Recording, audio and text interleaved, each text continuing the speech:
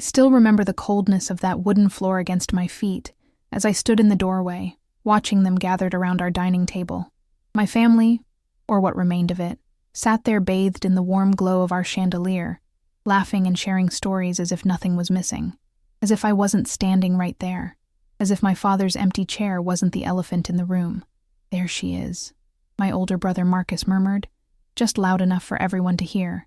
The conversation died instantly. 5 pairs of eyes turned toward me, my mother's tired but accusatory, my brother's cold and dismissive, my grandmother's disappointed, and my aunt's carefully neutral. I'm Olivia, 28 now, but in that moment, I was just 16, barely surviving in the aftermath of what they all called the incident. That night marked 6 months since my parents' marriage had spectacularly collapsed, and it was the first family dinner my mother had hosted since my father moved out. Everyone was invited, except him, and everyone knew why he wasn't there. Because of me. At least that's what they believed. "Dinner's almost ready," my mother said flatly, turning back to her conversation. No one made space for me at the table. No one asked me to join. The message was crystal clear. I was the reason our family was broken. I was the one who had accidentally discovered my father's second phone, the one with messages that ultimately revealed his double life. I was the one who, in my teenage confusion, had confronted him in front of my mother instead of keeping his secrets. I wasn't a daughter that night.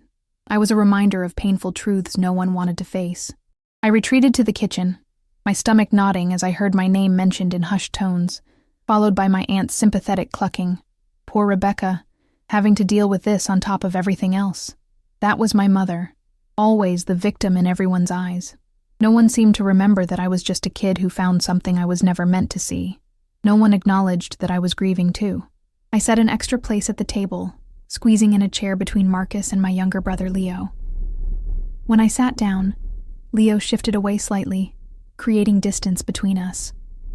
Before the incident, he used to follow me everywhere, begging me to play video games with him or help with his science projects. Now, at 14, he had learned from the others how to treat me, like a contagious disease. "How's school going, Marcus?" my grandmother asked, purposefully shifting the conversation as I served myself some mashed potatoes.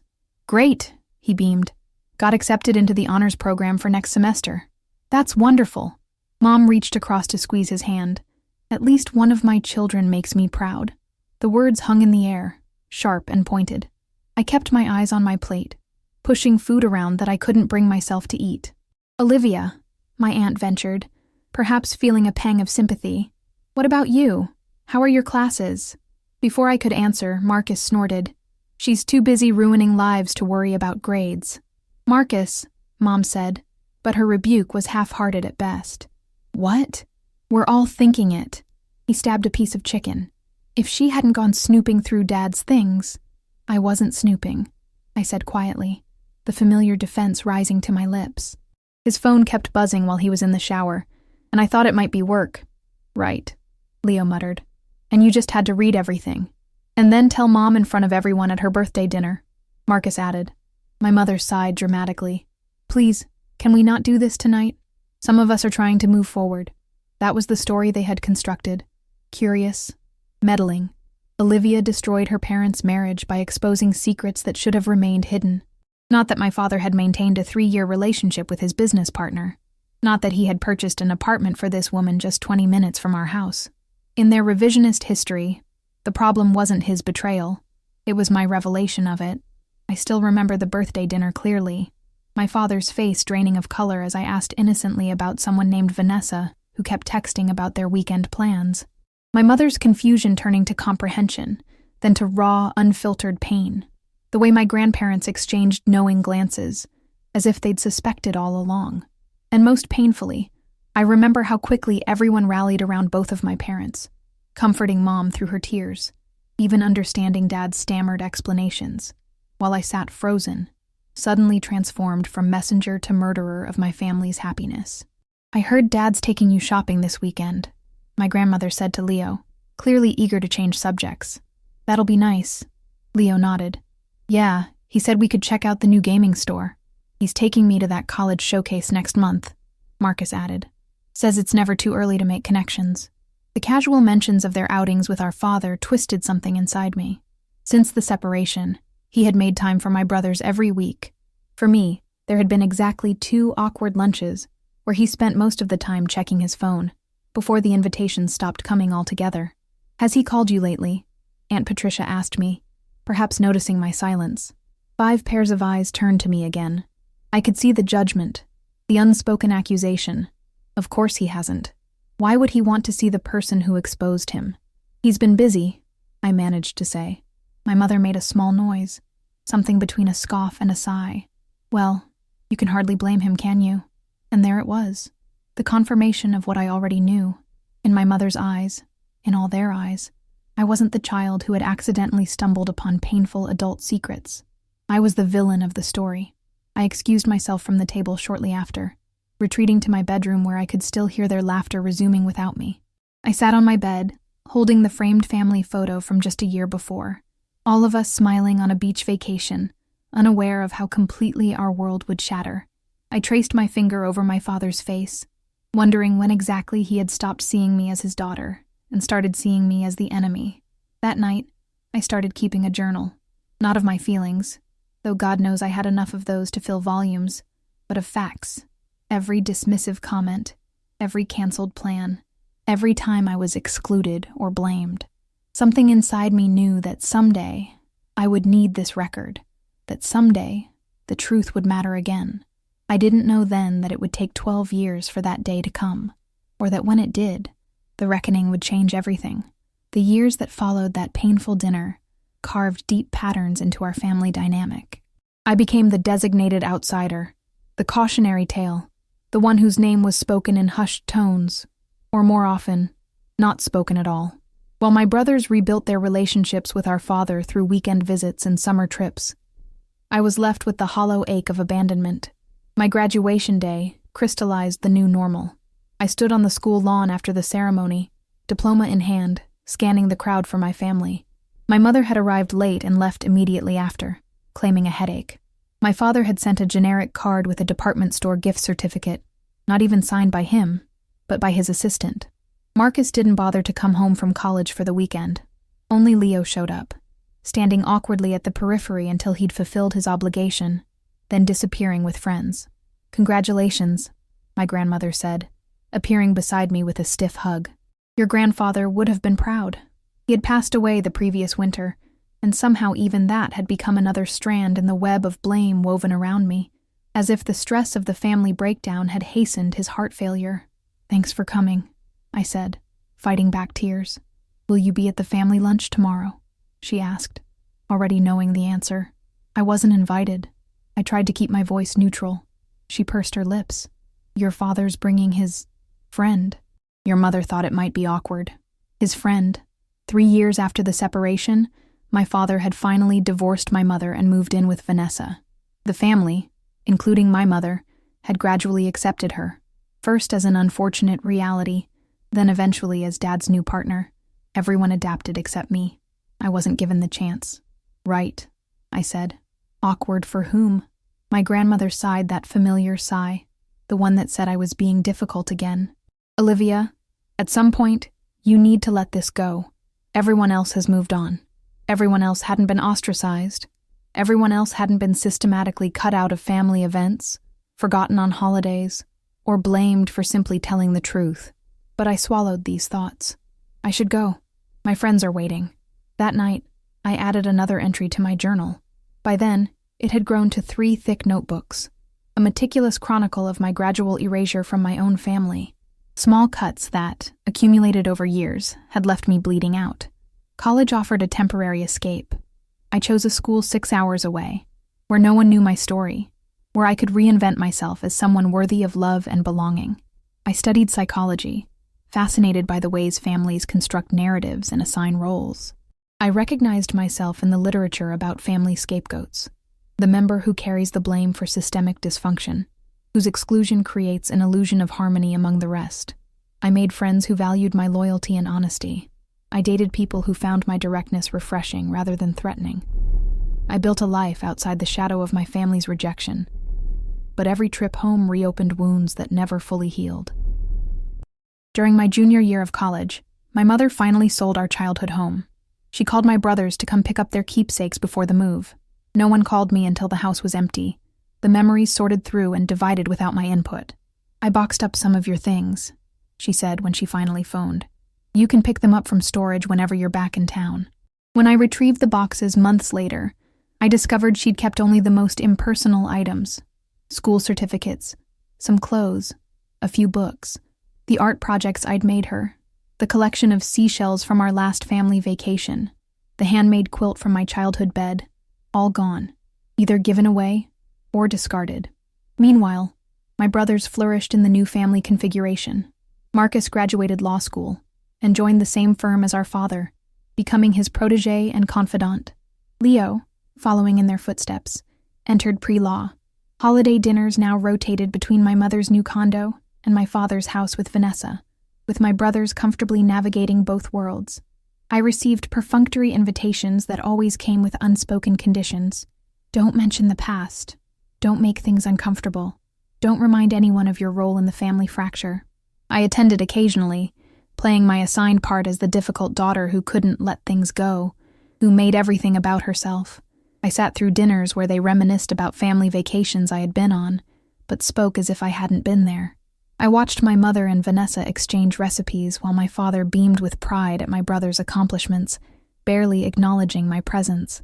After completing my master's degree in clinical psychology, I moved back to my hometown and established my practice specializing in family trauma. The irony wasn't lost on me, using my own wounds to help others heal. I bought a small house across town from my mother, close enough to maintain the appearance of family ties, but far enough to preserve my sanity. I dated occasionally, but found it difficult to trust, to believe that I wouldn't eventually be cast aside again. My longest relationship ended when Sean, after meeting my family at a holiday gathering, gently suggested that perhaps I was overreacting to their treatment of me. "Families are complicated," he said. "Maybe it's time to let bygones be bygones." He couldn't see what had become so clear to me. I wasn't holding on to the past. I was living in a present where the patterns established years ago continued unabated. The same dynamics played out at every birthday, every holiday, every milestone. My existence minimized, my feelings invalidated, my very presence treated as an inconvenience. Then came the day that changed everything, my father's 60th birthday celebration. My mother, in a grand gesture of how amicably they had all moved forward, offered to host it at her home. Everyone would be there: extended family, colleagues, old friends. A celebration of my father's life and accomplishments. I received the invitation 3 days before the event, clearly an afterthought. "It would mean a lot to your father if you came," my mother said when she called, her voice carrying that familiar note of martyrdom. "Would it?" I asked. "Have you asked him that?" Her silence was answer enough. Against my better judgment, I went. I bought an expensive bottle of scotch, wore a new dress, prepared pleasant anecdotes to share. I was 32 years old, and still desperately seeking approval from people who had decided long ago that I didn't deserve it. The party was elegant, the house filled with laughter and conversation. My father stood in the center of it all, accepting congratulations and reminiscing about his life's journey. When he saw me enter, his smile faltered just slightly before he recovered. "Olivia," he said, accepting my gift with the same polite detachment he might show a distant colleague. "Thank you for coming." Then Marcus called for everyone's attention. He and Leo stood beside our father, champagne glasses raised. "We want to toast the man who has been our rock, our inspiration, our guide," Marcus began, "who taught us about integrity and perseverance, who showed us what it means to rebuild and find happiness even after life's challenges," Leo added. They continued, painting a portrait of a father who had always been there, who never missed a game or recital, who provided wisdom and support through every milestone. With each word, I felt myself fading, becoming transparent. In their revised family history, I barely existed at all. After the toast, my father embraced them both, tears in his eyes. "My boys," he said proudly, "the best parts of my life." I slipped outside to the garden, needing air, needing escape. That's where Aunt Patricia found me. "They forgot you again," she said softly, not unkindly. I looked at her, this woman who had watched it all unfold for 16 years, and said nothing. "They didn't forget," I replied. They chose. She had the decency to look uncomfortable. Your father's complicated, Olivia. He never forgave you for being the one to expose him. I was 16, I said, my voice steady despite the storm inside. He was the adult having an affair. I know, she sighed. But sometimes people can't separate the message from the messenger. As we stood there, I heard my mother's voice drifting through the open window. She was speaking to a group of her friends, just loudly enough for me to catch the words. Of course it was difficult when the marriage ended, but we've all made peace with it. Well, almost all of us. She laughed lightly. Some people just love to cling to old hurts, you know. Make themselves the victim in every story. Something snapped inside me then. Not in a way that made me lash out or create a scene, but in a way that finally, completely severed whatever remaining hope I had of ever truly belonging to this family again. I walked back inside, said my polite goodbyes, and left early. No one tried to stop me. No one even seemed to notice. That night, I didn't cry. Instead, I pulled out my journals. 16 years of documented exclusion, gaslighting, and emotional neglect, and began to read them, cover to cover. By morning, I knew what I needed to do. It was time to stop seeking a place at a table where I would never be welcome. Time to stop auditioning for the role of daughter, sister, family member. Time to reclaim my narrative and my power. I just didn't know then that the opportunity would come so soon, or in such an unexpected form. The call came on a rainy Tuesday afternoon, 3 months after my father's birthday party. I was between therapy sessions, reviewing notes on a particularly challenging case, when my phone lit up with Marcus's name. He rarely contacted me directly. Family information usually came through my mother or occasionally Leo, so seeing his name immediately put me on alert. Olivia, he said when I answered, his lawyer voice in full effect. Confident, slightly condescending. How are you? Fine, I replied, cutting through the pretense. What's going on, Marcus? He cleared his throat. I'm calling about a legal matter. Something that concerns the family. The family. That amorphous entity I was simultaneously part of and excluded from, depending on necessity. I'm listening. Dad's company is being sued. A former employee is claiming harassment and discrimination. It's complicated. I waited, unsure what this had to do with me. The thing is, he continued, this employee is claiming Dad made inappropriate comments during several company events where you were present. I remembered those events clearly. The few occasions where my father had begrudgingly included me in company functions, usually at my mother's insistence during the years before their separation. I had been a teenager, awkward and eager for his approval, hovering at the periphery of his world. And, I prompted when Marcus paused, we need you to testify as a character witness, to confirm that you never witnessed any inappropriate behavior. I almost laughed at the audacity. After 16 years of being treated like an unwelcome reminder of family secrets, suddenly my perspective mattered. The hearing is next month, Marcus continued, apparently taking my silence for agreement. I'll have my assistant send over the details. We should meet beforehand to prep your testimony. Wait, I said. You're assuming I'll do this. Now it was his turn to pause. Of course you'll do it. It's Dad. The simple entitlement in his voice, the absolute certainty that despite everything, I would fall in line when summoned, ignited something in me. I need to think about it, I said carefully. Think about it? His voice rose slightly. Olivia, this is serious. Dad's reputation, his career, everything he's built could be at risk. I understand, but I need to consider what I actually witnessed. There was a long pause before he spoke again, his voice dropping to that familiar patronizing tone. Look, I know you and Dad have had your issues, but this isn't the time for old grievances. This is about protecting our family. Our family. The same family that had systematically pushed me to its margins. The same family that gathered without me. That spoke about me rather than to me. That had rewritten its history to minimize my existence. I'll think about it, I repeated, more firmly this time. I'll let you know my decision. He made a frustrated noise. Dad is expecting your support on this. Interesting, I replied, surprised by how calm I felt. This is the first time in 16 years that my support has mattered to him. That's not fair. I have a client arriving, Marcus. I'll be in touch. I ended the call and sat there, my hands trembling slightly. Not from fear or anxiety, but from a strange, growing sense of clarity. For the first time since I was 16, The dynamic had shifted.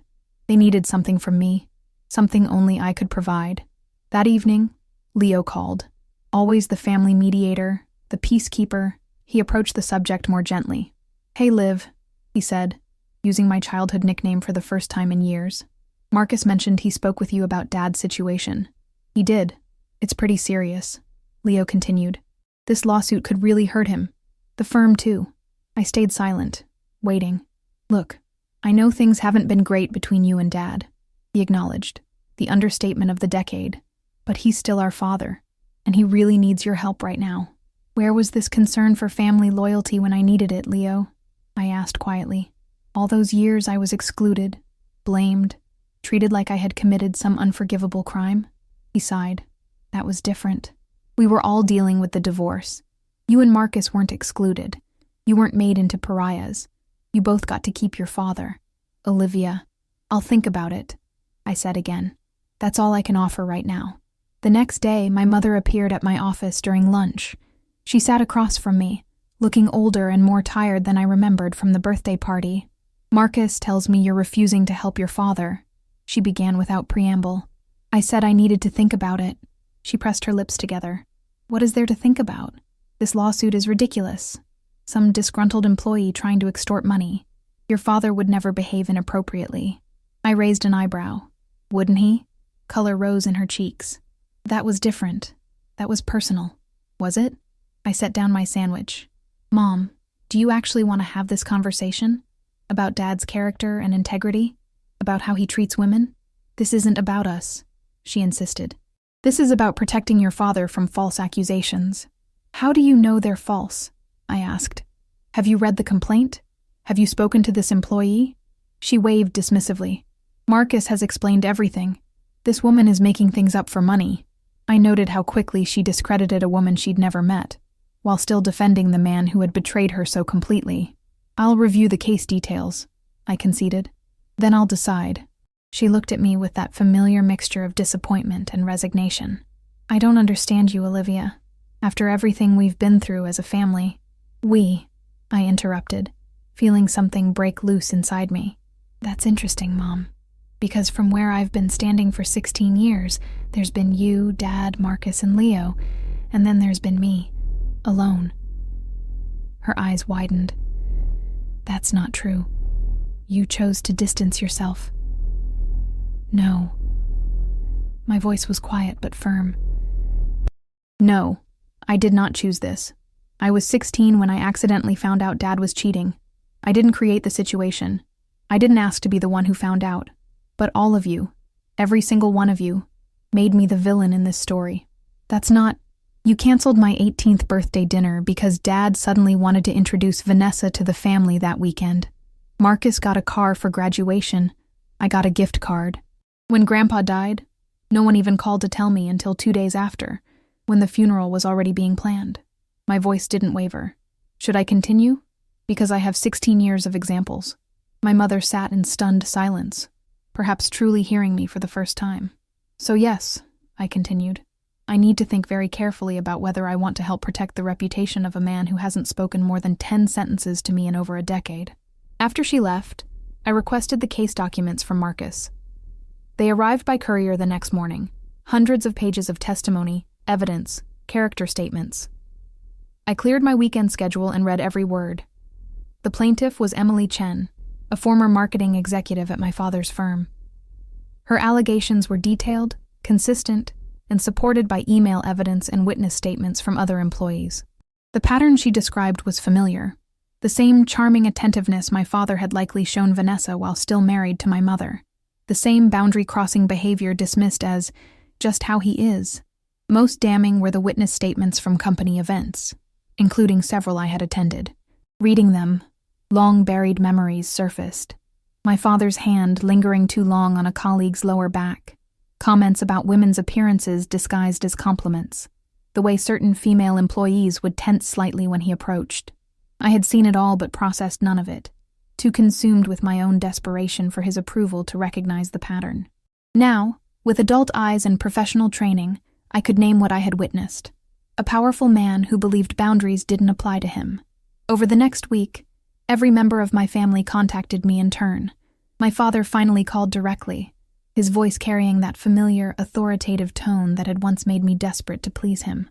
"Olivia," he said, "I understand you're hesitating about testifying." "I'm reviewing the case materials," I replied neutrally. "There's nothing to review," he said dismissively. "This woman is making things up because she was passed over for promotion. I need my family to stand united on this." My family. The irony wasn't lost on me. "Dad," I said, using the term deliberately, "when was the last time you and I had a real conversation? When was the last time you asked about my life, my work, anything that matters to me?" There was a pause. "I don't see what that has to do with this situation." "It has everything to do with it," I replied. "You're asking me to put my professional reputation on the line to support your version of events. But you and I both know your version of events doesn't always align with reality." "What's that supposed to mean?" His voice hardened. "It means I'm going to make my decision based on what I actually witnessed, not what you or Marcus want me to say." He was silent for a moment. When he spoke again, his voice had that dangerous quiet I remembered from childhood, the tone that preceded punishment. "After everything I've done for you." I couldn't help the laugh that escaped me. "What exactly have you done for me, Dad? In the last 16 years, what have you done for me?" The silence that followed was answer enough. "I'll make my decision by the end of the week," I said, and ended the call. That night, I pulled out my journals again. 16 years of records, not just of exclusion and neglect, but also observations. Notes about my father's behavior at the few company events I'd attended. Comments he'd made about female colleagues that had made me uncomfortable even as a teenager. Patterns I hadn't fully understood then, but recognized clearly now. The truth settled over me like a heavy mantle. I could not lie under oath, not even for the family that had rejected me. But more than that, I would not protect a man who had caused harm, not just to my mother and me, but potentially to others. The next morning, I called Marcus. "I've made my decision," I told him. "I will testify, but I will tell the truth about what I witnessed at those events." His sharp intake of breath was audible. "Olivia, you can't be serious." "I am. I won't perjure myself, Marcus." "This isn't about perjury," he snapped. "This is about loyalty." "Loyalty," I repeated softly. "Tell me, where was this concern for loyalty when I needed my family? Where was it every time I was excluded, forgotten, blamed for something that was never my fault? So that's what this is? Revenge?" "No," I said truthfully. "This is about integrity. Mine." The storm that followed was exactly what I expected. My mother showed up at my house that evening, tearful and accusatory. Leo texted that he never thought I'd stoop this low.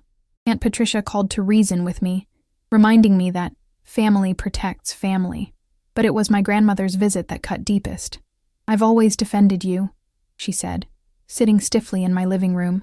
"Even when everyone said you were difficult, holding grudges, making everything about yourself. I always said you were just sensitive." I nodded, waiting for the but I knew was coming. "But this?" She shook her head. "Testifying against your own father? Helping some stranger destroy him? I never thought you capable of such betrayal."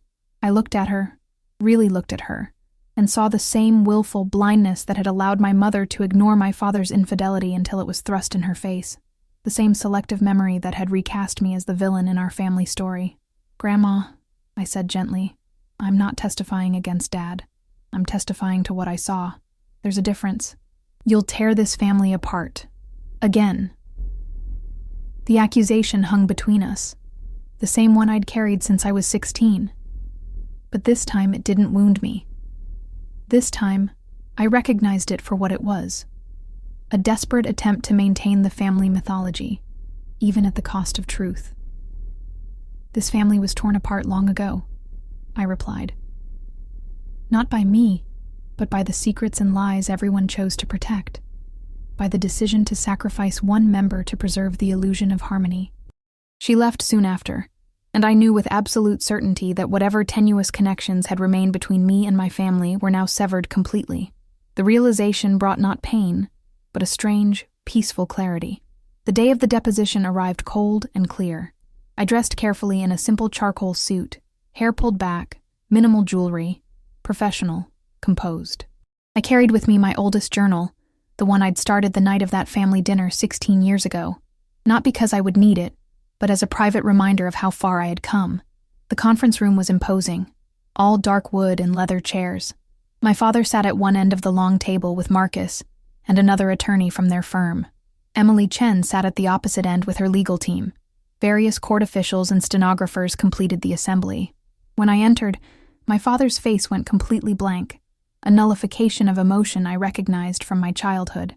Marcus looked furious. Neither acknowledged me as I was sworn in. The questioning began with Emily's attorney establishing my relationship to my father and the events in question. Then came the critical questions about what I had witnessed. I spoke clearly and factually. I described the specific incidents I remembered. My father's inappropriate comments to female staff, the way he used his position to isolate certain women, the uncomfortable atmosphere his behavior created. I referenced specific dates and events from my journals without needing to consult them. "And did you ever see your father interact with Ms. Chen in a manner consistent with her allegations?" the attorney asked. "Yes," I said, meeting my father's eyes directly for perhaps the first time in years. At the holiday party in 2013, I observed him corner Ms. Chen near the coat check, place his hand on her waist despite her visible discomfort, and suggest they discuss her promotion prospects somewhere more private. A ripple went through the room. Marcus closed his eyes briefly. "And did you take any action at the time?" the attorney continued. I interrupted them by asking my father for his car keys, claiming I wasn't feeling well. I turned to Emily. "I'm sorry I didn't do more." My father's attorney tried to discredit me during cross-examination, suggesting my testimony was motivated by long-standing family grievances and a desire for retribution. I remained calm, acknowledging the estrangement but standing firm on what I had witnessed. "Ms. Reynolds?" he finally asked, clearly frustrated. "Why should this court believe your account over that of your father, a respected businessman with 40 years of unblemished professional conduct?" I considered the question carefully. "Because I have nothing to gain by telling the truth, and everything to lose. Because despite 16 years of rejection and exclusion from my family, I still believe that truth matters more than comfort or convenience. And because I know firsthand what it's like to be disbelieved when speaking truth about powerful men. When I was dismissed, I walked out without looking back. In the hallway, I ran into Emily Chen, who had stepped out for a break. "Thank you," she said simply. "I know what that cost you." I nodded, unable to find words. "Your father offered a settlement this morning," she continued. "Full financial compensation and a non-disclosure agreement. Will you take it?" She looked thoughtful. "I might. Not for the money, but because a trial would be brutal. But I wanted you to know. Your testimony is what changed everything. They didn't think anyone from his family would corroborate my story."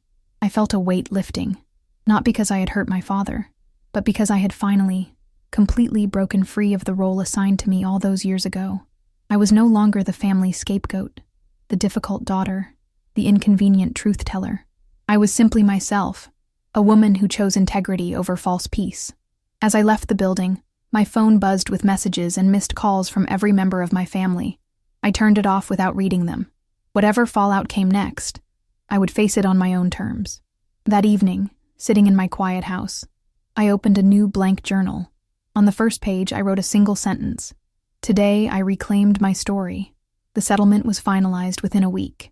My father paid Emily Chen a substantial sum, implemented company-wide harassment training, and agreed to step down as CEO while remaining on the board. The family closed ranks around him, presenting a united front of support and indignation, all except me.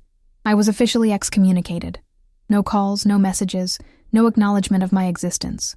For the first few weeks, the silence was both painful and strangely familiar. After all, wasn't this just a more complete version of the isolation I'd experienced for years? Then the unexpected happened. My calendar began to fill. Former acquaintances who had witnessed my family's treatment of me over the years reached out. Distant relatives who had always sensed something wasn't right in the family narrative invited me to dinners, to holidays, to simple coffee dates where they listened, really listened, to my experience. "I always wondered," my mother's cousin Elaine said over brunch. "The way they talked about you never matched the person I saw." My therapy practice flourished as word spread of my expertise in family trauma and estrangement. Clients sought me out specifically because I understood the complex grief of being rejected by one's own family, the difficult journey toward setting boundaries and reclaiming self-worth.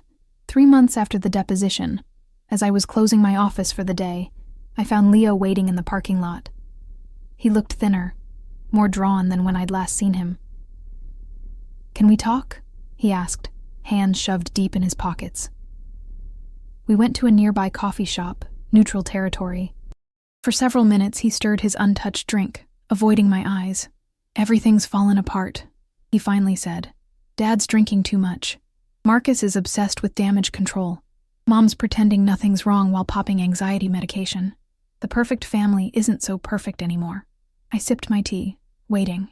I'd learned that silence often reveals more than questions. "Why did you do it?" he asked finally. "You could have just refused to testify. You didn't have to actively help her case. Is that what they're saying? That I should have refused?" He nodded. "Marcus says you could have claimed you didn't remember those events clearly enough to testify. That would have been a lie," I said simply. "And I'm done with the family lies, Leo. I've been carrying them since I was 16. But he's our father. Yes, he is. And part of being his child is facing the truth about who he really is, not just the version that's convenient for everyone." Leo looked down at his hands. Was it worth it? Losing all of us? The question struck me in its raw honesty. This was the heart of it, what they all believed I had sacrificed for my principles. "Leo," I said gently, "I lost all of you years ago. Piece by piece, day by day, exclusion by exclusion. The only difference now is that everyone acknowledges it instead of pretending." He flinched as if I'd struck him. "That's not fair. We tried to include you. Did you?" I reached into my bag and pulled out my earliest journal. May 15th, 2009. Leo's high school graduation. Mom told me the ceremony was at 2:00. When I arrived at 1:30, the seats were filled. The ceremony had actually started at 1:00. I had to stand at the back and couldn't join the family for photos. I flipped pages. November 24th, 2011. Thanksgiving at Grandma's. Everyone was told dinner was at 5:00. I received a text saying 6:00. When I arrived, they were finishing dessert. Leo's face had gone pale. December 25th, 2013. Christmas morning. Dad gave Marcus a Rolex. Leo received an expensive laptop. I got a $50 gift card to a bookstore with the price sticker still attached. I closed the book. "Shall I continue?" "I didn't know," he whispered. "I knew things were strained, but I didn't realize. No one wanted to realize," I said without bitterness.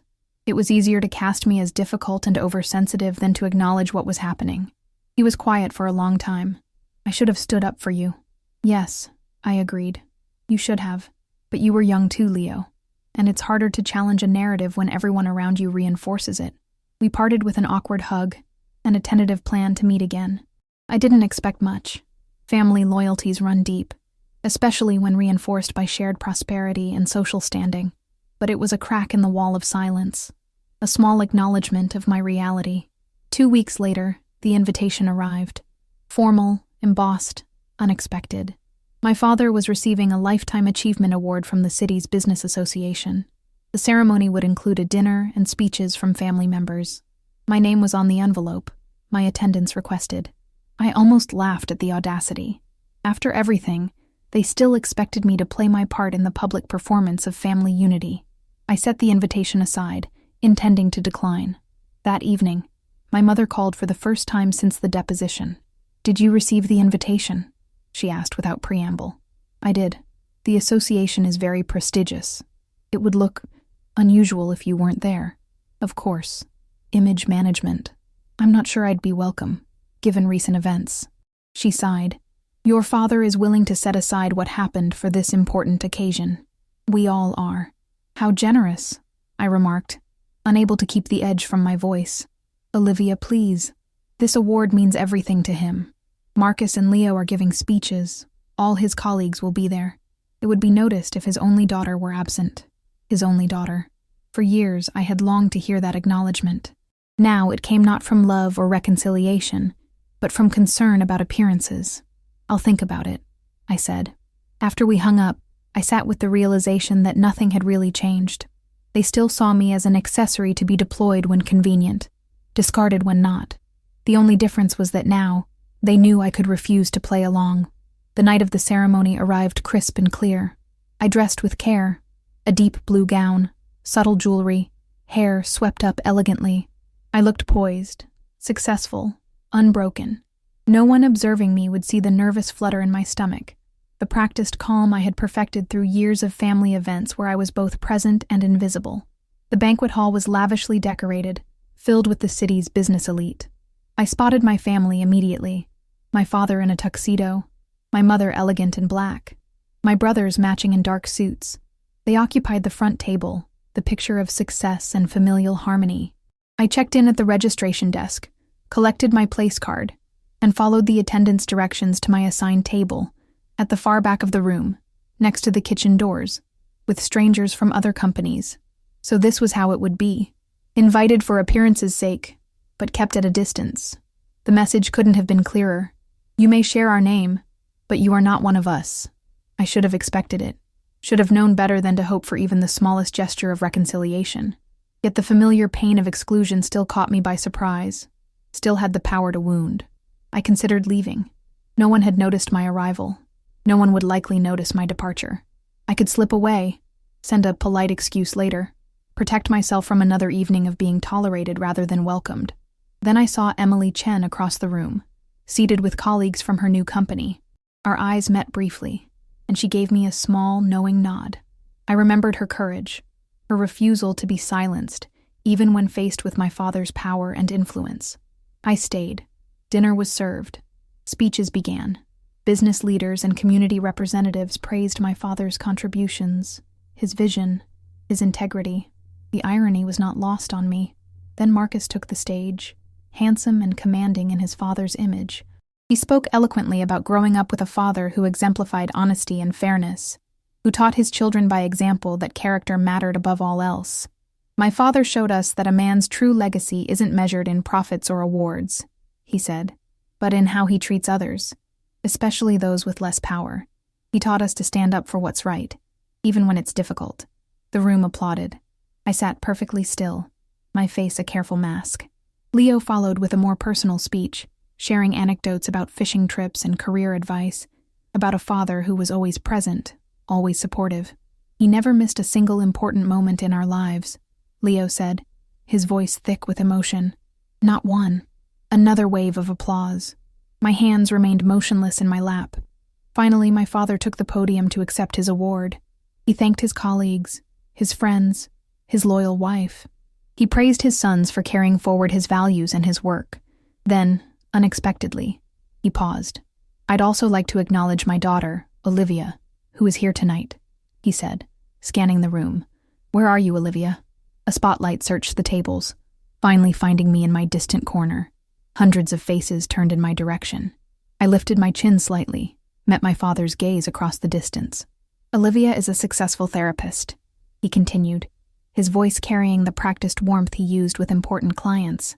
She has always had a strong sense of justice, a determination to see the truth acknowledged, regardless of consequence.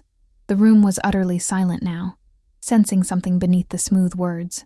We haven't always seen eye to eye, he admitted with a self-deprecating smile that earned him sympathetic chuckles. But tonight, I want to publicly acknowledge her courage in staying true to her convictions. It's not always the easy path, but it's one worthy of respect.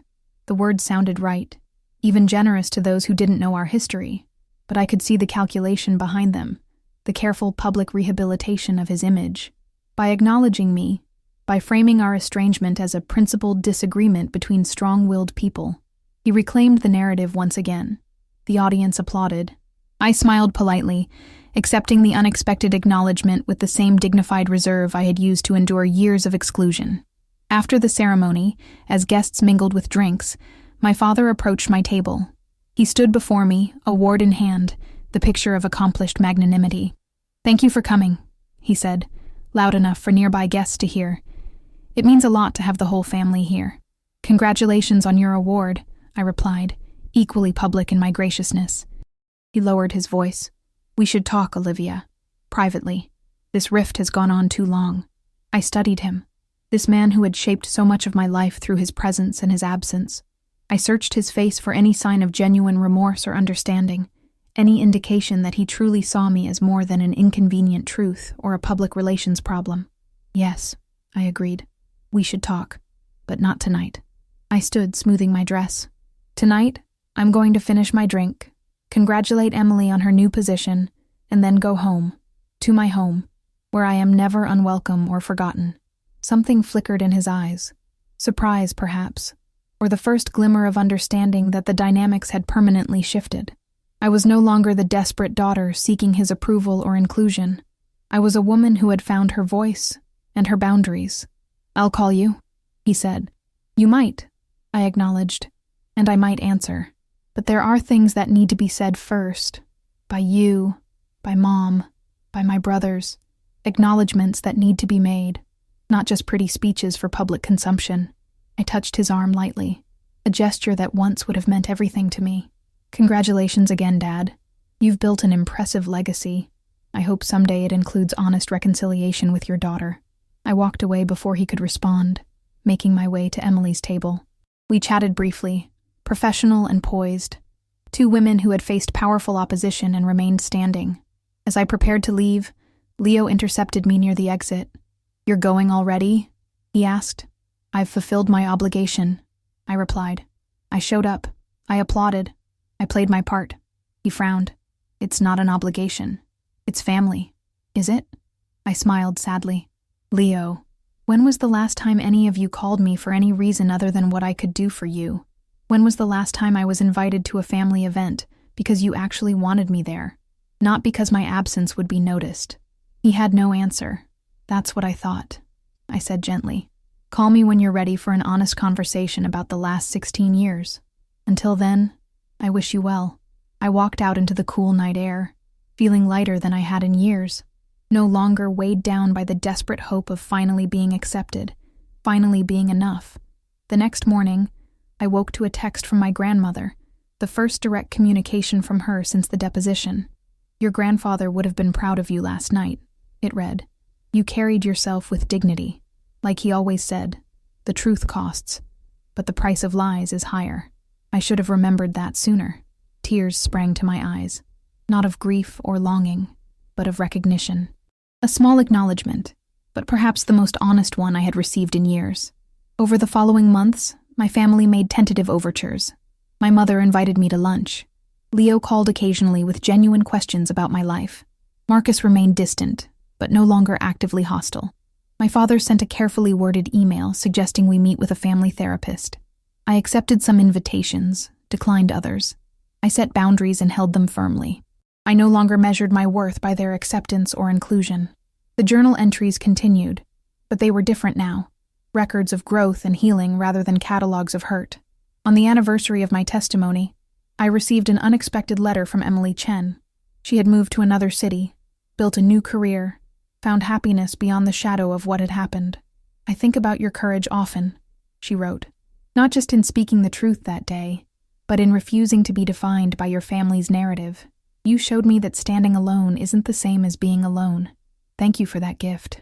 I sat in my garden, reading her words as the setting sun painted everything in gold. The path I had chosen wasn't easy. Reconciliation, when it came, would be slow and incomplete. Some relationships might never fully heal.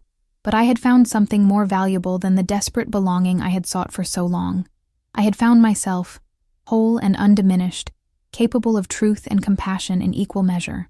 I had broken the pattern of sacrifice and silence that had defined our family for generations. In the end, that was the truest vindication.